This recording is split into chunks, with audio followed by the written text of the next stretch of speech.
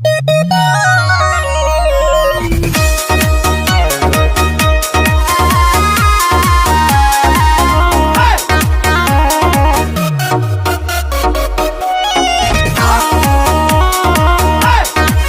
हाँ दोस्तों, एक बार फिर से भोजपुरी में गर्दा मचाने आ रहे हैं आप सभी के चहीते सुपरस्टार खेसारी लाल यादव अपना नया गाना लेकर, जिसके बोल हैं लागेलू नागिन जैसे। और ये काफी जबरदस्त गाना होने वाला है, जिसके बारे में हम आज की वीडियो में देंगे पूरी जानकारी और साथ ही बात करेंगे खेसारी लाल यादव की अब तक की कुछ बड़ी खबरों के बारे में। तो वीडियो को ध्यान से जरूर देखिएगा। अगर आप भी हिट मशीन के गाने सुनना पसंद करते हैं तो चलिए शुरुआत करते हैं। जी हाँ दोस्तों, जैसा कि आप सभी को पता चल चुका होगा कि खेसारी लाल यादव का एक बवाल गाना आ रहा है ग्लोबल म्यूजिक जंक्शन से, और इसका पोस्टर भी आउट कर दिया गया है, जिस गाने के बोल हैं लागेलू नागिन जैसे। और दोस्तों, आप सभी को बता दें कि इस गाने को काफी बड़े लेवल पर शूट किया गया है, जिसे गाए हैं खेसारी लाल यादव और शिल्पी राज ने। गाने के बोल लिखे हैं छोटू यादव और संगीत आर्या शर्मा जी का होने वाला है। और इसके साथ ही आप सभी को बताते चलें कि इस गाने में आप सभी को खेसारी लाल यादव के साथ दिखाई देंगी समीता गिरी। और वहीं अगर बात करें इस गाने के रिलीज डेट के बारे में, तो आप सभी को बता दें कि अपने दबंग स्टार खेसारी लाल यादव का नया गाना लागेलू नागिन जैसे